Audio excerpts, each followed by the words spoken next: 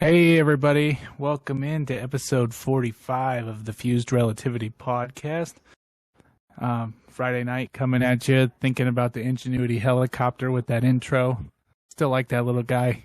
Don't talk about him as much because, well, he's just doing his thing. But, John, how's it going this week?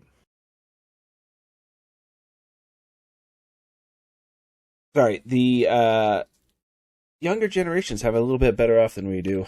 They have access to things that we never had. If that gives you any hint. It's been a rough week. Okay. Not really sure where to go with that one, honestly.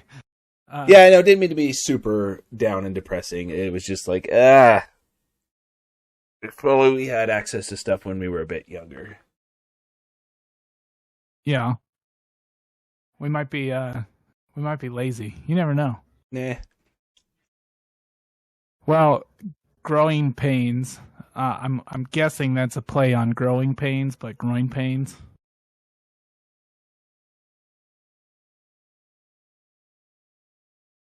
Kirk, you there?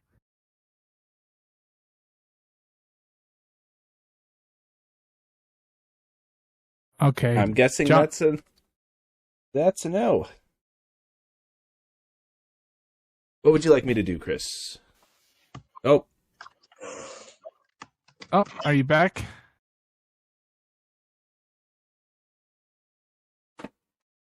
well, it wouldn't be a episode if we didn't have at least a little bit of technical difficulties. I can hear you guys. Can you hear me now? Yes. Yeah, we can hear you. Okay. Sweet.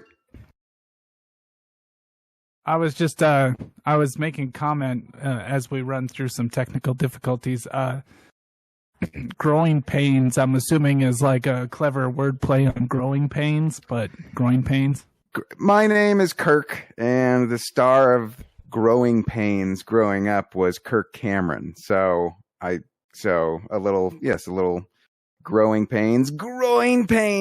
And if you guys don't remember, they had a character named Boner. That was Kirk Cameron's best friend. They let a character named Boner slip through the censor, which is kind of hilarious for the 80s. You would say it was a bit of an error. Yeah, somehow, you know what? The censors were like, they just didn't know what a boner was. But anyway, well, I had a fun day. Actually, I picked up one of my friend's kids from school because they couldn't, and it was snowing and it was cold. And you guys have done this recently. Like John, I'm sure you've picked up a kid at school. It's a whole whoop-de-doo. Like, you got to have ID, or like you swing in picking up. But the funniest part was I picked up is Brody, 9-year-old boy. Pick him up, and he gets in, and we start driving, and he goes, hey, you know how to get back, don't you? Like, a 9-year-old kid didn't. It was sweet. He knew where he was going. I'd never picked him up before, but to have a 9-year-old questioning your directions, you know what I mean?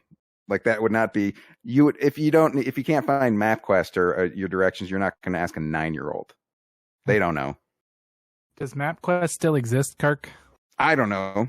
Could he was before he was born, but yeah, he wanted to take me the route where he takes his bicycle, and I'm like, yeah, a car wouldn't fit through there, so I can. It's 5 minutes away, kid. I got it. So I just drove here. I can remember. Well, you didn't get lost. That's the key. Unless you did, and then, wow. Look, I went to the school. I picked up a kid. I brought them back a kid. So that's all I did. I don't know if it was the right one or not. Yeah. I mean, one for one. Look, you drop off a kid, you get a kid. That's the policy. By the way, and I asked the crossing guard, I'm like, do I like park? Can I go in? And they're like, oh, no, God, no. You stay in your car, sir. I was like, okay. But they're very clear on that. You do not wander onto this school. Okay, I got it. Well, middle-aged man, all by himself, there to pick up a kid. I get it. Yeah. Well, okay. So what do you want to talk about, or what intro did I miss? It was just technical difficulties. Yeah, technical difficulties. John is more tired than usual, which I don't know how that's possible. Yeah, He's so tired. He's not even responding. He's not even responding. That's how tired he is. That's because my kid's monitor just fell off of her desk and broke. Oh, that's a problem. Oh, yeah, that's no good. Well, we are talking about clue me in, John. Your title, Monopoly, not just a board game. What are we talking about?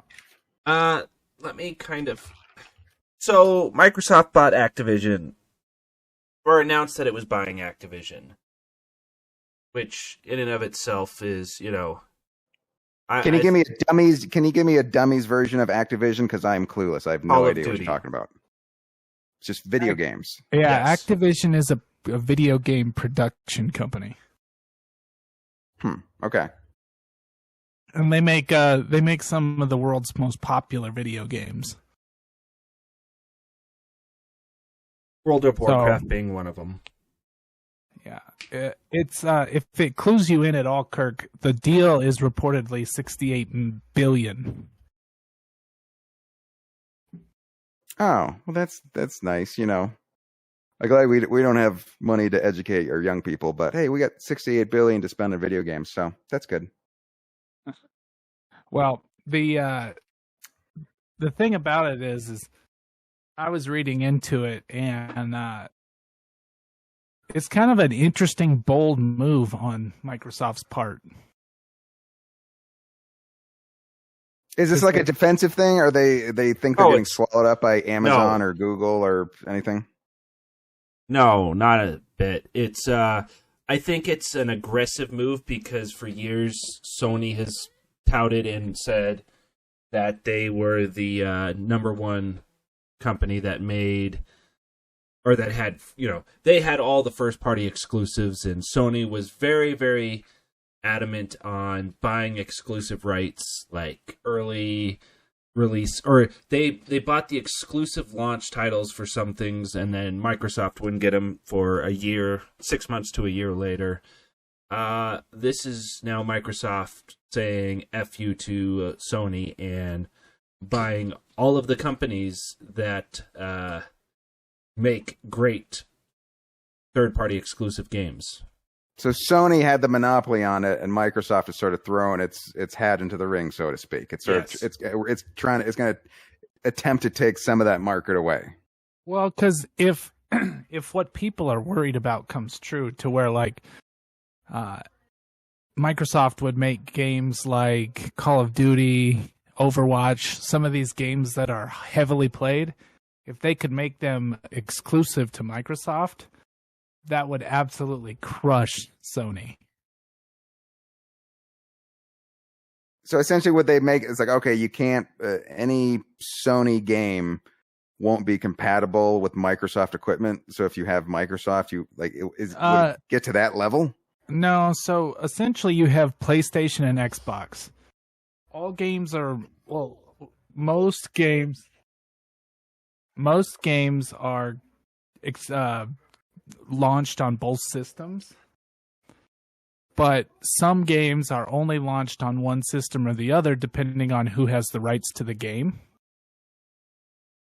So if you had a huge game like, let's say Call of Duty, because that's a huge game, if you had that game and you only launched it on Xbox, if people want to play it, they have to play it on Microsoft Xbox. The caveat being is almost all console games are also going to PC nowadays as well. Basically, for those who aren't in the video game world, it's just a really big middle finger to one side, this one being Sony, saying all right, you want to play ball? We'll play ball. See how you react to this. Yeah, it's interesting because when I was talking to Chris about it, and a lot of the online, even Sony's like, oh, they're not going to make Call of Duty Xbox exclusive. I disagree. And I disagree because they did the same thing with Bethesda. And there is a reason that Skyrim has been released like 6 different times now. It's because people will buy it because it's an Elder Scrolls. It is a staple game. Well, isn't that what video games do? This is a little more old school, but like Madden, every year there was a new Madden. Like you know what I mean? It seems like there's a new Call of Duty. It's almost like a sequel. It's like, hey, we made a lot of money with this. Why not update it or put it in a different setting, and then they'll buy it again, right? I mean, they like the premise of the game. They like the story. Keep milking it until they stop buying it. Isn't that standard? Okay, this is why I find this funny. Yes, that is standard for sports games especially, and Call of Duty and the like. The funny thing is, with Bethesda, the thing I brought up, they're just releasing the same game over and over again, which is why it's kind of funny. No changes. The exact carbon copy. I mean, they update it. Ooh, but it's got a pink cover. Ooh, like yeah, it's like the newest edition added fishing, and people were like, it's not that good. The worst part is when you have to stand in line to get your fishing license. That's annoying. Like, come on, video game. Let's step it up. Well, and I feel like the amount of people who, because initially when I first heard the news and thought about Call of Duty, I was like, there's absolutely no way that they're going to make it an exclusive because there's too much money to be lost. No, I don't see that because Microsoft's model, they don't care about console sales. They care about Game Pass subscriptions. Because that is what, $5 to $20 a month that they could be getting. I don't know if it goes up to 20. So what you're saying, it could be if they're the only ones that have it, they're sort of like the hot club, and then they could like charge more to make up for the money they're losing by not being on both. Could that be a thing? Well, it's like Game Pass, you get a lot of free games. That's kind of the whole hook, line, and sinker is you get free games. The first party games like Halo Infinite, which was the big Call of Duty first person shooter for Microsoft, was free if you had Game Pass. Correct me if I'm wrong, Chris. No, you're right. But don't they dump a lot of crappy games on you too? Don't you have to sift through a lot? I mean, I haven't really used it, but if they're just giving it to you free, it seems like they're it's not free because you're paying for the subscription. Mm. So like it could be said that like Games with Gold was one of the things that like it was they gave you 2 free games or 4 free games or whatever it was a month. Like most of the time those games were not. They were Game Pass is, especially with them now acquiring like Bethesda and Activision, all of those games are going to be in Game Pass for free, essentially. And I'm guessing they give you like exclusives or something. Like if you have Game Pass, you get it a week sooner. Well, and that's the thought is Microsoft is going to likely take this and make it exclusive to Xbox. Even if they did it and say Call of Duty, and this is the thing that I was thinking of, is even if they took Call of Duty and made it exclusive for 3 months or 6 months or whatever, that is going to be enough to kill the momentum for Sony. Because first-person shooters have a very, very, very short shelf life. Because the graphics are continue getting better, so it's just they're left in the dust? No, it's because there's so many different ones. Like Call of Duty and Battlefield usually come out in November of the same year. You've got Halo, you've got all these other ones, and like a first-person shooter's title may last a year, but it's usually not. Like even back when I wasn't big into first-person shooters, like a year was about the most you played a game before it started to die off. Well, it seems like the Fast and the Furious movie, whatever big action movies at the box office, next year there's a new one. Because, it seems like the same thing. Yeah. But I don't think, even with this move, I don't think that Microsoft is going to create a monopoly on video games. Because Sony will most definitely have their own. Well, and there's because no one's in league with EA yet. you have Nintendo. Like, Sony could bitch and moan that they're, Microsoft's making a monopoly. And this is why I brought up the title of Monopoly, and it's not just a board game. It's not a monopoly. Like, back when Microsoft was the de facto computer standard, and their whole monopoly thing was over putting Internet Explorer on every computer that they sold, that was kind of the whole monopoly deal. But they got broken up. I remember that. Like, they actually went. Yeah, But look at every other company that has broken up. They're back. They're stronger than they were before they got broken up. Like, it's. So you're saying breakups don't last? You always go back. Well, and even if, like Chris was saying, even if someone wanted to make the case of, hey, Monopoly is now, they just have a lot of studios under their belt. Sony does too. Nintendo has probably one of the, for the amount of crap games that are on Nintendo consoles, like, I have a Switch. I don't play my Switch outside of Nintendo first-party games, meaning Mario and, like, Smash Brothers and Pokemon and that's it's Zelda. Zelda's the big one. Those sell Nintendo Switches regardless. Like, all Nintendo has to do is announce a new console and say, hey, Nintendo, Pokemon, and Mario are all going to be on it, and they will sell those out the door. That seems almost people going nostalgia, like reliving the video games, being able to play the video games they grew up when they were a kid. But it's not even that. It's that they've consistently come out with, and it kind of falls into the same thing, because Pokemon, the new game that's coming out next week is kind of a break from their mold, but it's the same thing every year, just tweaked a little bit. Same with, I want to say same with Mario, but Mario's Mario. And Zelda was Breath of the Wild was a big departure from, like, Ocarina of Time or any of those others. Do you remember Mario's evil cousin? Wario. There you go. Good. Well done. Wario. Okay. And then Waluigi. I thought we recently talked about Waluigi and how he wasn't actually a Nintendo character. Maybe. Huh. We're up to 40. We're up to 45, so it's possible. But the fun, go ahead, Chris. I was just going to say, I was thinking about it after we kind of spoke about it a little bit, or at least text or whatever we did anyway. The move is quite interesting for Microsoft because it's a bold move. And it'll be interesting to see what they do with it, because I don't think they're going to attack Sony so much, but basically scare them. Which means Sony will be forced to make some sort of move as well. So I'll be curious to see how that unfolds. I definitely see them. Like I said, the next, like, 2 or 3 Call of Duties are probably going to go to both consoles, just because the one for this year is probably already slated, almost done. The one for next year is probably, almost getting ready to go. And there's not going to be too much change.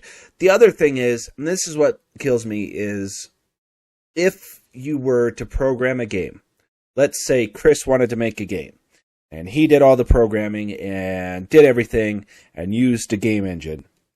Those game engines have specific buttons, like Unity being the big one that I can think of off the top of my head, where you click, what do I want to export this as? An Android game, an iOS game, an Xbox game. You just click the buttons of what you want it to export as, and boom, done. Now, obviously, it's not that easy, and there's a little tweaking you have to do to make it work on phones, and make it work on Nintendo, and make it work on, all the different things. But that's all built into the programs that make these games. Just if Chris programmed a video game, he would do it in Crayon, first of all. It's something he'd accidentally start a fire and then run out of the room screaming. It's a good thing, kind of a caveman. I was gonna say, it's a good thing Smell-O-Vision doesn't exist yet. Yeah, so even when you had COVID, you could still smell Chris 70 miles away. $1 billion game idea. Escape the stink lines. Okay, not Escape New York, not Escape LA, Escape the Funk. Yeah. But the reason I thought this whole thing was funny is I was watching a TikTok. I don't remember the guy's name because I don't follow him, but he had a show on, I believe it was True TV. It might have been True TV. Anyway, he had a show on this, and he was talking about how and why the show ended. And it was because a company bought them out. I'm trying to remember which one. That's okay. Not that important. Yeah, a little detail. But when they bought them out, they got rid of all of the management. And they kind of sliced the budget. Even though this guy's show was, one of the most viewed on the channel, they're just like, yeah, no. And now they just do Impractical Jokers reruns all day long. See, this is the problem. This is always the conflict. There's the business, there's the commerce side, and then there's the art side. And that's always the rub. That's always the conflict, because the people want to make a good, interesting show that's original because they want to express themselves. And then people come in from the corporate set and they go, we just won't make money. We don't care. The quality doesn't matter. If people are watching it, we could give a shit less. We just want to get those dollars up. And that's always the thing. Yeah, especially with these companies that come in and buy out smaller companies. And that's why when the news broke 2 days later of oh yeah, Microsoft bought Activision, that's what it was kind of funny, because when you dig deeper into it, because Activision and Blizzard have had a lot of these allegations. Are you hiccuping? Are you a dumb cartoon character right now? And you got Chris burping over. Jesus Christ, you guys, take some Tums, both of you. I didn't burp. No, you were holding in a burp at one point. Don't come on. I could. We'll listen back to the videotape. You'll hear it. But yeah, so it's that made me lose my train of thought. No, the allegations against Blizzard and all of that, where it was just toxic work culture and everything. Phil Spencer from Xbox was like, we're going to have to reevaluate our relationship with Activision Blizzard. And then they bought them. It's funny how it all works. Well, and so, okay, they said, hey, how about $68 billion? And Activision was like, done. You could throw enough money. You can throw enough money at anybody. But also you could argue that Activision and Blizzard have been going downhill for the last couple of years. Yeah, that's the thing that, Activision, because I had to look it up too, because I didn't know. Outside of Call of Duty and World of Warcraft, they don't really have that much. Blizzard's a bigger company. They got two ponies in their stable, is what you're saying. Yeah, and it's just Activision doesn't have. And I could be wrong, but it's just when they for some reason when they said it, I was thinking 2K. 2K is a big studio. Yeah, but 2K doesn't really exist anymore. But it's kind of it's a long arching process to say essentially that the potential is there for this to be a big move for Microsoft. My guess is that they're not going to do a whole lot with it initially. They're just going to kind of sit on it, and they might come in and change a lot of things inside the company. And who knows? It could be better for Activision to say, "Well, look, Microsoft came in and fixed it."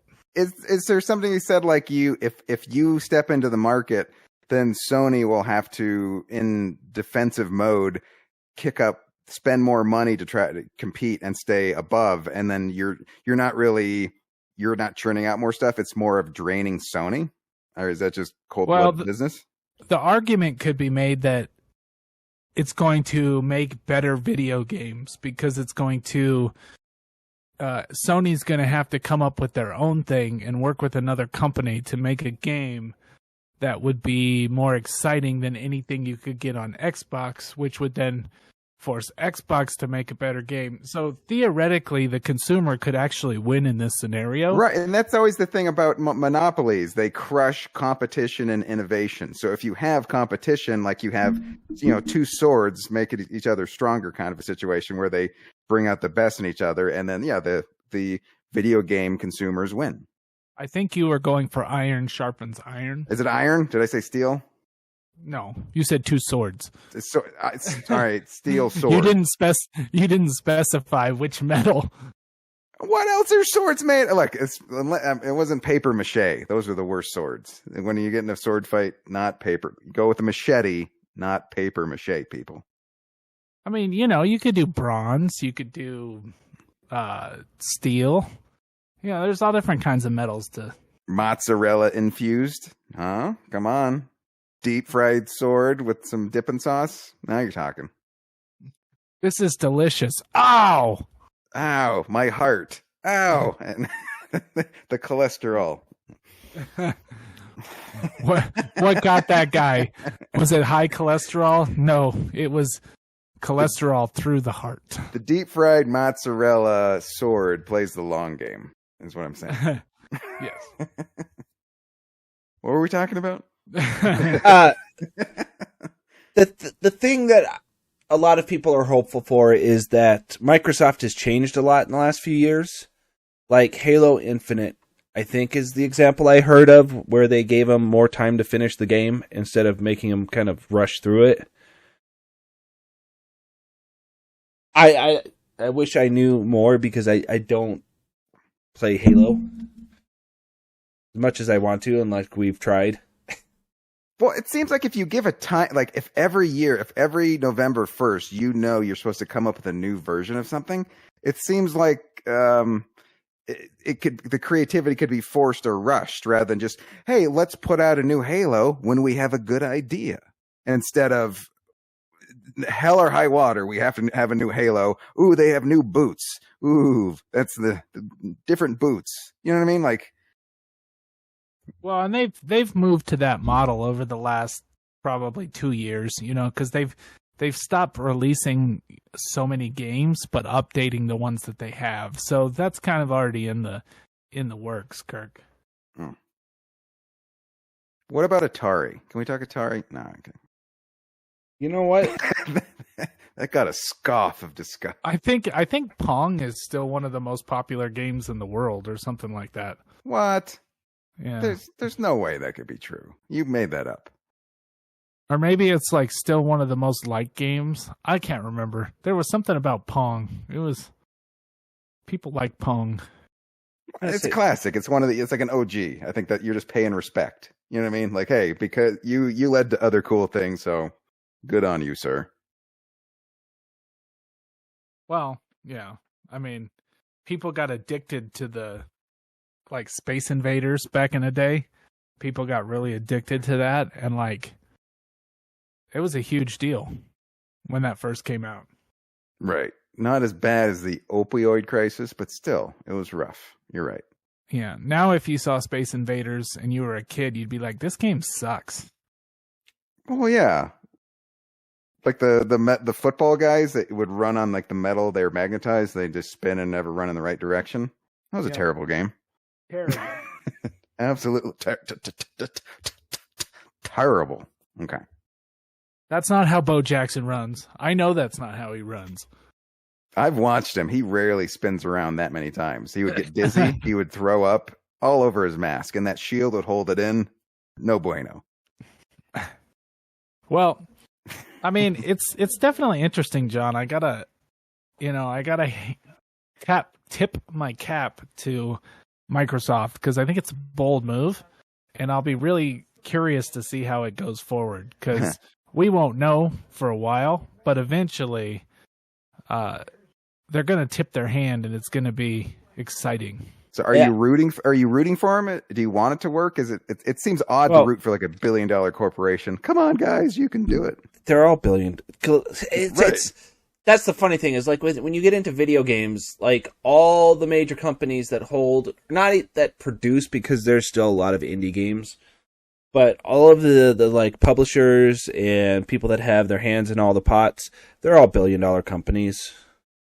Just like record companies used to be, and like movie studios are now. I think it's the same thing. Yeah, very, very similar. Other than, at least with video games and more now with music, being independent isn't as hard. Like, you're not going to create a movie and try and break into theaters. That's just not going to happen. But you can have an album that goes viral or is popular. Same with a game. Like when Minecraft got popular, which is one of the most popular games on the world, or in the world, it was made by one dude who sold it to Microsoft for like $2.8 billion.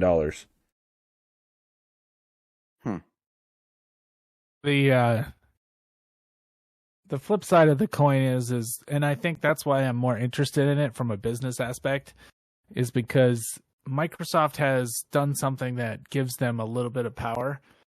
They can use it wisely, or they can use it poorly. I think if they were to just make Call of Duty a Xbox exclusive, it would hurt their brand. So, like I said, they're all about Game Pass. It doesn't matter. See, and then it would only... What happens if they put Game Pass on PlayStation? And the only way to get Call of Duty would be to pay for Game Pass. Get the game for free, but... Nerds revolt. That's what happens. Is that what happens?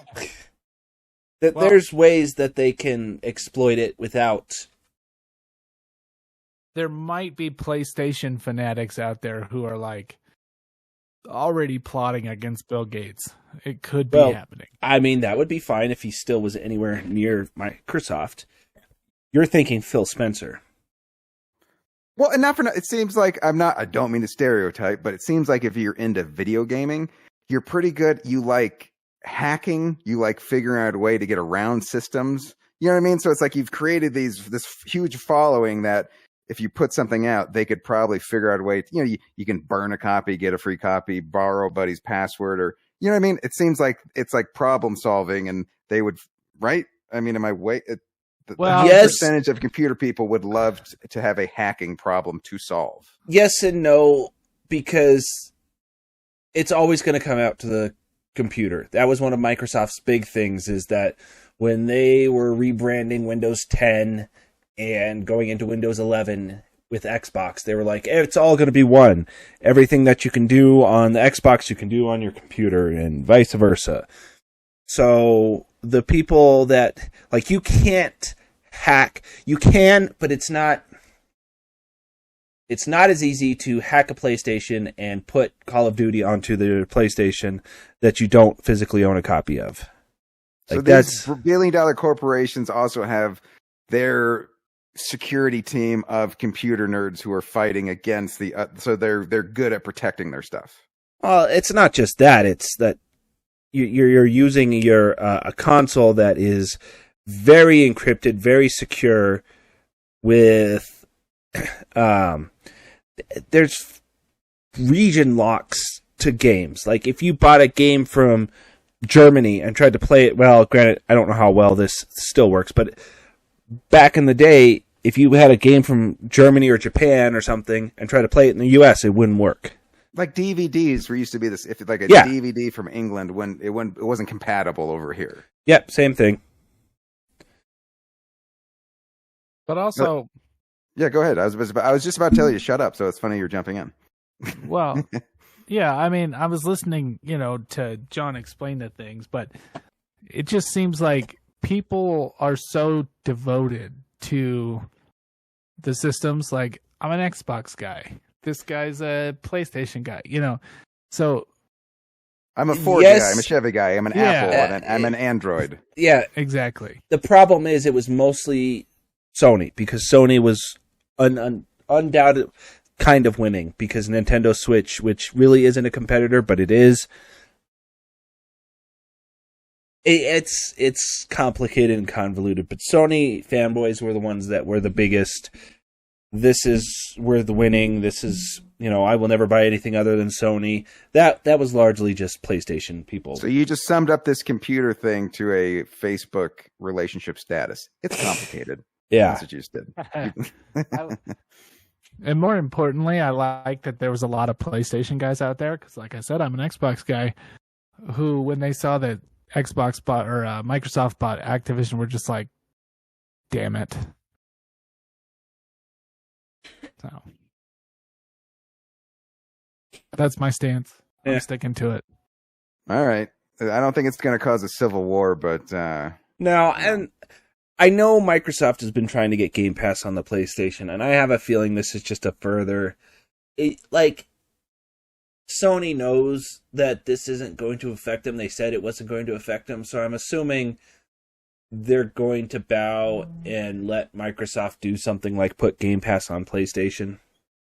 Because this is now two massive companies that Microsoft just bought that are instrumental to, Bethesda is one of the biggest first-person RPG makers with Fallout, Skyrim, all of that. Then you have Activision that has Call of Duty, and the other big one that I didn't realize they had it was Crash Bandicoot. That's an Activision title. Oh, didn't know that. Can we talk about anything? Can we talk about anything else now? Yeah, let's go to Chris's trash. It was just a bunch of video game and initials, and I'm like, I didn't that whole paragraph. I was like, I got nothing. All right, what else? So because I can, I saw where he was going. I'm sure. Okay. Well, where are we going now? As John alluded, we're going to my trash. Explain. Okay. A lot of fast food wrappers. A lot of, I don't know. So NASA released this week that they put out a contest for people to come up with ideas to reuse waste products on a potential ship during its trip to Mars. Which we know is 6 months up to 9 months, depending on how long it's going to take. So you have to imagine, there's half a year. That's a long time. Stuff's going to build up.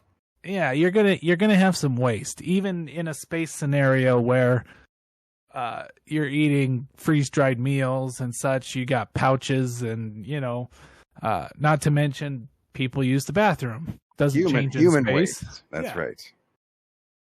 So NASA's like, look, how do we upcycle, which is a new trendy term for reuse? How do we upcycle this trash into things that can be useful on the ship? Do they have a couple top contestant? Like here's a couple ideas, or what have they come up with so far? Well, so they had some categories that they were looking at as far as what to do with human waste. Another was how to, and John, I don't know if you saw this. Anyway, if you were one of the astronauts, you know what they could do with human waste? You could use it as body wash. Come on. Come on. All right. Sorry. Okay. Get to the... No. So one of the things that they're really interested in is how to turn products from the space station into 3D printing stock. So it would break down and combustible stuff and then it goes back out through the 3D printer to be made into something useful? Well, yeah. So they say, what is your ideas for how to turn things that are on the spaceship into filament that can be then used to 3D print objects? Huh. John, what do you think? That sounds like a cool idea. I mean... Yes, but why? What else would you do? I mean, it seems like you would fill up. You got to get. I mean, you could break it down to somehow you create energy or something. Or what would you do with it? Very Star Trek-y.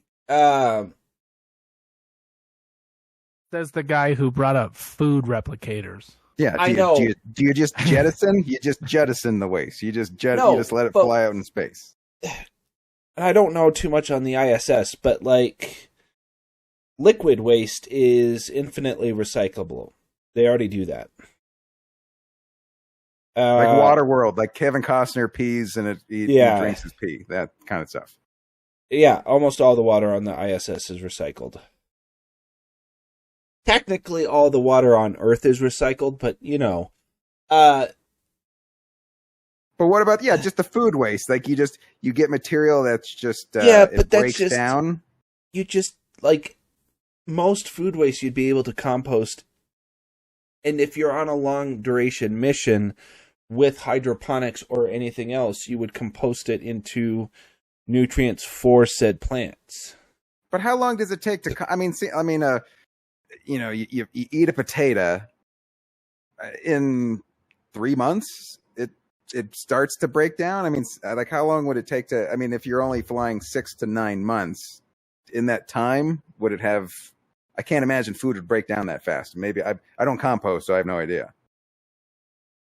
Well, I'm assuming it would be accelerated composting. Well, just because they're in space, you think everything's faster? No, you would have to make the conditions ripe for compost. But even then, so if we're talking I mean, obviously we're talking in terms of trips. If you save the waste till you got to Mars, now you have a bunch of compost for. You can drop off and send Mars and help with the soil, which is horrible. Like when you're talking about 3D printing, my mind immediately went to like printing shit that breaks. Like there's no reason to have a 3D printer in space unless it's for functional parts. Well, there's limited space. You don't think a 3D printer is a useful amount of space on a spaceship? It's not just that. It's like if you had one and you were just like, oh, what am I going to print today? Are you going to have a bunch of Lego skeletons floating around? Just a random knickknack. Yeah.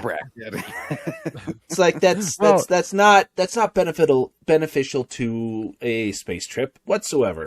It's nice that we now have a Slinky, but I don't really think it helps us solve anything. So, but there's no stairs on the spaceship, idiot. Yeah, it floats anyway. Not to mention the sound when re-entering gravity of all the plastic just hitting the ground. Like for functional. Listen, so one of the things that they were talking about is a giant space waster on the rocket ships is the foam that they used for dance parties.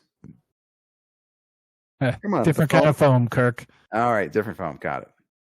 It's the foam that they use for heat and protection, from things hitting when they're launching. They don't want things like bouncing around. So they use it for padding and for heat. But they say it's taking up too much space? Yeah, they use a lot of it, apparently. Well, yeah, you don't want to burn. I hope so.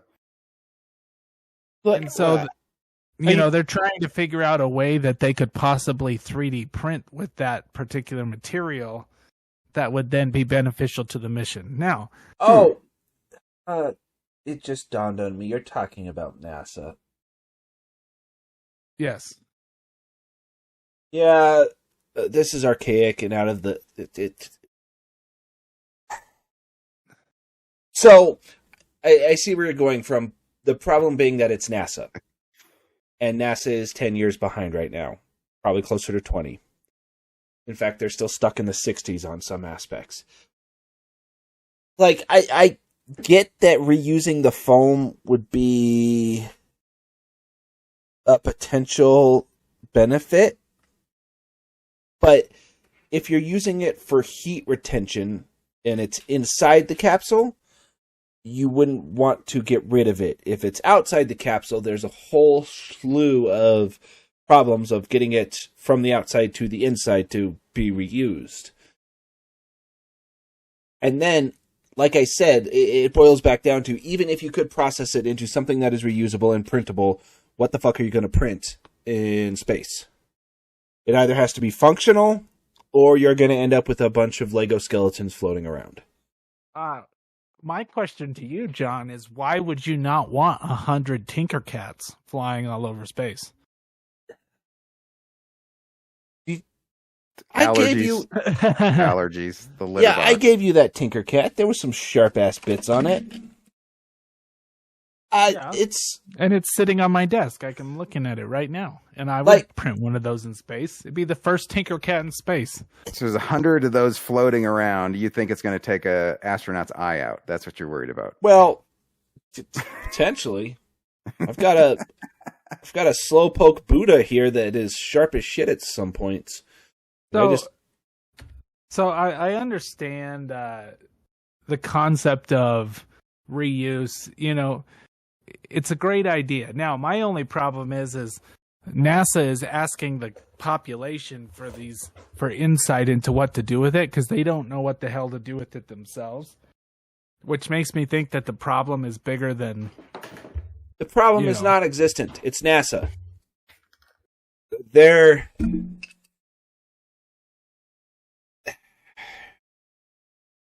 Wait, are you saying if NASA is asking the public for suggestions, they're out of ideas and that's frightening? No, I don't know if it's frightening. It doesn't lend itself. You know, why they're trying to crowdsource ideas because they don't have any of their own.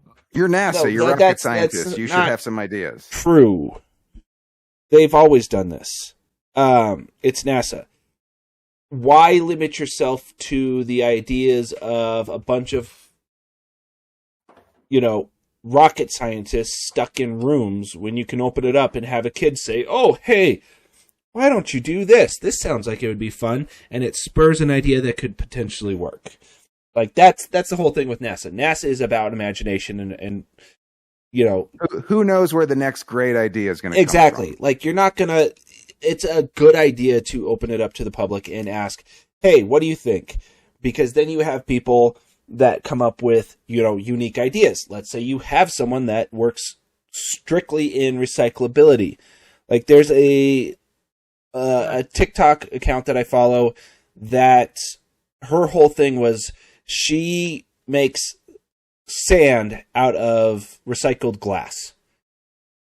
She gets a ton of glass bottles or glass, and just turns it into sand. And that sand has been going to, tons and tons of places. Beaches, mostly. Well, it fills up sandbags. It's a reused product. In people's crevices, just being annoying, basically. Kirk, before we continue, I just had a funny thought, and I want to make a callback to one of our earlier episodes, our early episodes. Okay. We need to 3D print, if anything else, some bitchin' flames for the rocket ship. Some decals. Oh, for space engineers or for this? For real life. If you're going to be up in space, why not 3D print some flame decals? Plaster them on the side. You're a rocket. You did blast off. I mean, you had legitimate flames, so makes sense to me. Yeah. Maybe you could pick up some space chicks. Better go to. It just reminds me of Red versus Blue. You can't pick up chicks in a tank. Yeah. Well,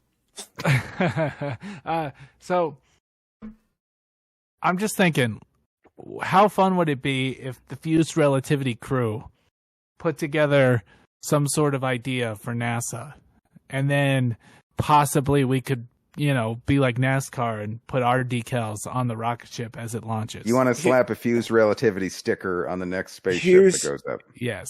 Here's my advice for NASA. Give up, buy SpaceX so it becomes a government agency. Yeah, NASA doesn't have enough money to buy SpaceX. Yes, it does. Right. Well, NASA doesn't. No, you're correct. The government absolutely does. Well, I thought it would be fun if we were to come up with an idea and just submit it, just for the hell of it. Even if it's a bad idea, why not come up with something that would be, send them an email. Send them an email. Maybe it'll work. They're open to ideas. They're looking for theoretically, anybody. We could put our mark, the Fuzed Relativity mark, on a future NASA mission, and that'd be pretty cool. That doesn't mean you go pee on the NASA ship. That's not what leaving your mark means in this case. So don't make that mistake again. Oh, well, my idea is so we better get back to the drawing board. Okay. But hey, could be fun. Just throwing it out there. Figured it was worth a shot. All right. Well, are we throwing it out there? It's about that time to throw it out to Kirk's corner. Let's go play ball, Kirk. Come on. Once again, Kirk, you did miss the intro where I was complaining about, mental health. So we still have champagne. Sorry. Hey. No ice. You know what? It took so long to get a liquid. I'm happy. You know what I mean? It was everything but for 40 episodes. So there's bubbly there. That's great. Yeah. So I thought I'd switch. I'd go back to sort of this is a comedy 101. I thought I would talk about because a lot of when you're a brand new comic, the first time you perform, you do like an open mic and you did like 3 minutes, maybe 5. So here's sort of 5 basic things just to organize your first comedy set. So you guys, I don't think I've done this before, have I?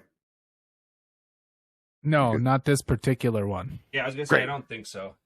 Perfect, because I couldn't remember. I remember I gave some sort of advice. So okay, so basically, just here's you want to do a first comedy set. Just the first thing is you don't want to write out your act word for word. You want to write like a set list, like it's like a band. Like a band, they look down and they see the titles of their songs and they know what it is. If you write your jokes, you should know what it is. So it shouldn't be a whole page. It's just, elephant, grade school, blah, blah, blah, just like words that trigger you to know what you're supposed to talk about.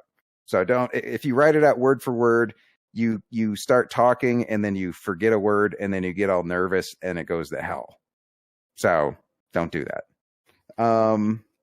And just right up front, what you want to do is just like a quick, likable joke up front, just a punchline in 15 seconds. It's like you just establish you're funny at the beginning and then they calm down, you calm down, and you got a chance for a good show. And just pick, what you want to do is just relatable topics, just stuff that everybody in the audience can talk to. And it's like school, family, work. If you talk about one of those 3 things, people will, even if your weird uncle is different than their weird uncle, they'll go with you. They'll go, I can see my weird uncle doing that. That makes sense. So does that make sense? Just so if you talk about stuff that's just they're relating to, it's not as complicated. So they're in a bar, they're drinking. So don't confuse them. You guys understand? Yeah. Yep. Okay. And then just when you're building your set, you kind of want to, it's like you want to build. It's sort of like a ramp that goes up. So you kind of start with the likable, nice stuff. And then if you save like anything that might be dirty or like any controversial thing, you save it towards the end. And it's sort of like it's like a good story where it has a good punchline at the end. Like you're building up to that. And then there's like a big kabow at the end. And you just want a nice closer at the end. Just like a good solid joke just to leave them with. So it's like you started out, you established you're funny. You had jokes along the way, and then you reminded them that you were funny, so they remember overall, hey, I was laughing from the beginning to the end. And I think that's about it. Just yeah. Did any questions, anything that didn't make sense, or you guys, I don't know, pick my brain. Any questions? Yeah, when you're putting together, because you're talking about, start to finish a little bit of like, this is where you start, this is where you end. What is the key to the middle? Like, should it be like a lot of, you clearly don't want to save your best jokes for the middle of your show, but I imagine you still want to have some pretty good up and down moments. You don't want to be, slaying in the middle of your show, but you probably want to be pretty consistent. Well, yeah, you don't. It's you can't like just like I said, a punchline in the first 15 seconds to just it. You get a laugh, the crowd calms down, the crowd sees you calm down because you got a laugh, so they feel like they're now in good hands. So once you've established that, then you don't need to. You can kind of take a little more time. It's like you can have. I call them if you have a really good story with a nice punch at the end, you have to have just little breadcrumb jokes along the way to keep them following you. Because if you don't have jokes, they stop paying attention. So, like I said, just the beginning and the end, just a strong, solid thing, and then the middle is more of where you can play. Like the middle is like where you would put like a new joke. Like once you establish you're funny, then you throw out. It's like this is an old reference, but it's like Friends and ER. Do you guys know what I'm talking about? Remember the shows Friends and ER? Yeah. They'd have Friends and then have ER and then they'd have the show in the middle. And the show, so you warm them up with Friends. You have a solid joke to begin with. You try out the new thing, the Caroline and this or whatever the hell it is. If that works, great. If it doesn't work, that's fine because you have ER to win them back. So it's like you are giving the middle is a great place to try out new material and just never, ever, ever go, here's a new joke because you just told the audience, hey, don't listen to what I'm going to say. This joke is probably going to suck. This is just, it's like a cop out. It's like you're trying to protect yourself from the failure of it. So you're trying to lessen it and brace for here's a brand new joke that I'm not confident in, which doesn't win over a crowd. Yeah. All right. Well, that makes sense because, I've been working on my own things, stand-up wise, and I kind of struggle in the middle a little bit. So there can be a little lag. It doesn't have to be pop, pop, pop, pop, pop all the time. So So, and then you might be doing like around our year anniversary, maybe episode 52. There's a rumor. We might have some things in the works. All right. Well, hey, we teased it. So should we skedaddle out of Kurt's corner? Unless John, you got something? No, I'm just unfunny. No. All right. Hey, that was kind of funny. Just don't rule out looking or smelling. I mean, come on, you're both of those. What? Boom, and we're back. I really like our little podcast booth in space. It's pretty. It's a nice view. Yeah. And the flies stick to you, which is fun. They never wander. They never drift. They got everything that they could possibly need right there. I'm enough man stink for all of them. Mm-hmm. All right, let's not be proud of that, Chris. That's a bad thing. Whatever. Well, we can most certainly go off topic here because that's the end of our show, and we like to go off topic and discuss things that mean relatively nothing. So, sure. Who's going first? John, you got anything? No. Nah. All right, let's move. That's part. Just no. Moving on. Okay. All right. How about I got one ready? I'll go. I can go. There was a story. There was a message in a bottle. A bottle containing a message was found in Australia 25 years, more than 25 years after it was thrown. Like it was the message was dated 1996. So a guy wrote a letter, threw it in a bottle, washed up on the shore. They just found it. And actually, just a couple things. I'm no brain surgeon. These are a couple of things that he wrote. And I'm no brain surgeon, but football players have to be scrambling their brains. That was from 96 before they knew any better. He wrote, I pray by the year 2022, science has cured the three main plights of society: AIDS, cancer, and the smell coming from that Chris kid in Colorado. He really hoped. And you defied him. So you ruined this man's. Well done, Chris. Yeah. Whatever you do, don't allow a sleazy salesman turned game show host to become president. That is a horrible idea. That is a bad. Actually, in the bottle, it was just a burnt CD with the police's message in a bottle stolen off a Napster. Come on, Napster. That's pretty good. All right, so how about if you guys 1996, John and Chris, what message would you write in a bottle to yourself in 2022? Do you have any words of wisdom to impart unto a young John and Chris that you can think of? Buy Bitcoin. But really, the Bitcoin? Yeah, you didn't even know what Bitcoin was in '96. Nobody did. You scoffed at that. You would hide. Yes. But would you have believed yourself though? You're like, well, I don't know. The thing is, I knew about it when it was like pennies. I just, being cynical and skeptical was it's not going to go anywhere. Yeah, nobody thought it was actually going to go anywhere. Otherwise, everybody would have invested in Bitcoin. Right. It would be hard to kick yourself up for that one because it's just such a stupid idea. If I had to guess, my message would have been something like, hopefully you've collected all 150 Pokemon trading cards by now. That's what he would have told you. Just stick in there, buddy. We can do the Pokemon thing. Something. I mean, either that or like, I was big into baseball, so it could have been like, hey, steroids. Don't miss that ball in the World Series and cost your team the game or something stupid like that. That's always you could always do these. You tell the Back to the Future too. You tell yourself who to bet on for sports, and then you make a lot of money because you know who wins. Yeah, that'd be a hard thing to pass up. Okay. But are you writing a message to yourself in 22, or are you in 22 writing a message to yourself at 96?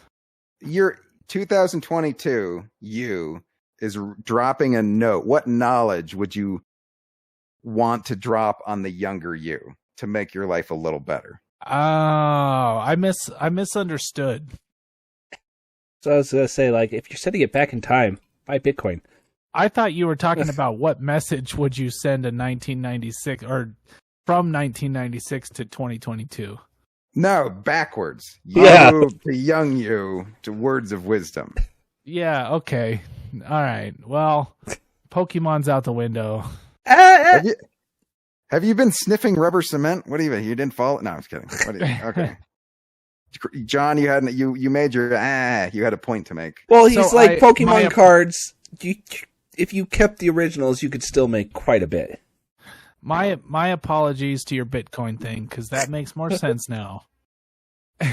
And I think, I mean, if it were me, I'd have to send every underdog that I could think of. The guys who won from 150 to 0, to 1.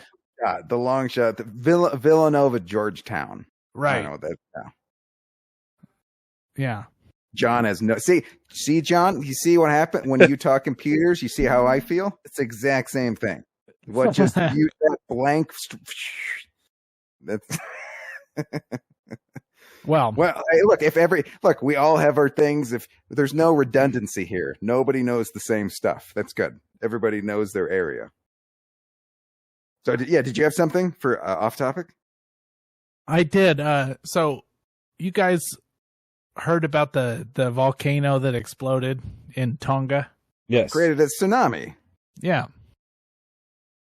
Well, that was horrible, and it did a lot of damage. But the reason I went off topic with it today was because I saw a story that said the plume from the volcano actually went halfway to space. Yeah, no, the just like Jeff Bezos. Zing. Come on, boom. He's still a dick. By the way, yes, you can Wikipedia it; it'll come up. Still a dick. Yep. What were you saying, John? I was gonna say I could potentially pull it up, but Oh, well, yeah, because like the plume went. It said it went halfway to space, which we know is that's a long way. That's a huge distance for that thing. I mean, we're talking. It's what 52 miles, 62 miles to the Kármán line. So it went 30 miles up. That's far. Yeah. That's a long way up. It was yes, and they were making the equivalence of like it was that many nuclear weapons. I heard somebody said 50 megaton nuclear blast, and some estimates were up to 200. I thought with the ranges I heard, which sounds like a lot. Well, yeah, but in fairness, anytime you put mega in front of anything, and ton like and nuclear, it's scary. Yeah, it's gonna be like it's going to be 0.19 nuclear ounces of megaton. Oh, my God. This horrible. Is the Wall Street Journal video. 1.21 gigawatts. Always go one. Wow. Oh, man. Yeah. See, that's where you reach for the Tums. The Tums would have helped. That's when you get gassy. That's exactly how it looks. Like you can see the shockwave.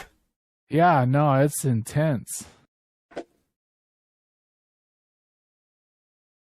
That's crazy. I haven't actually seen that video. That's by video, it's a bunch of stills from some sort of tracking station or satellite. Yeah, but even then, like, imagine if you were in the ISS and you saw that. You'd just be like, "What the hell just happened?"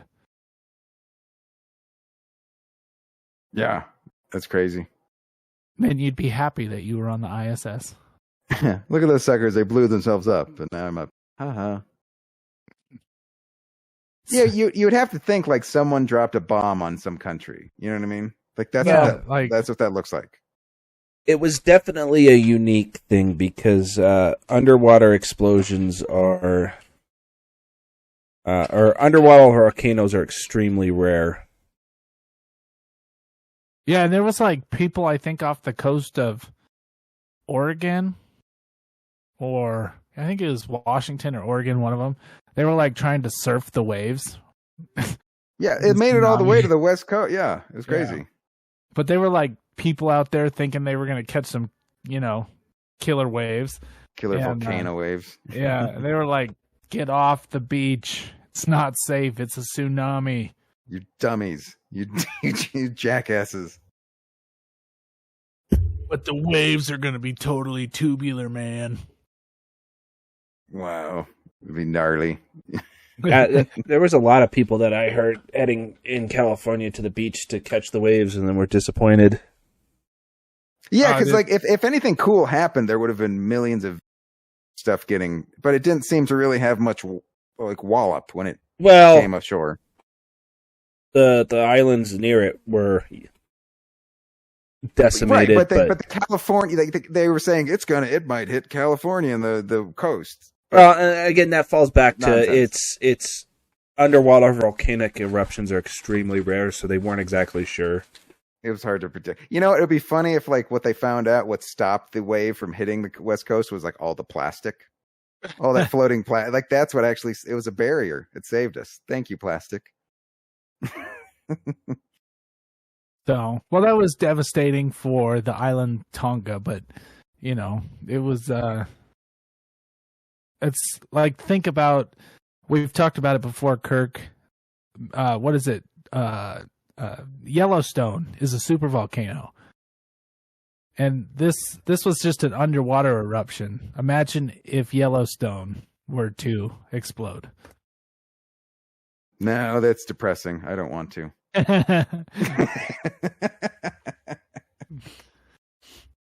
That would be the heat death of the universe. All right. Yes, it would be very bad. Yeah. John would be happy.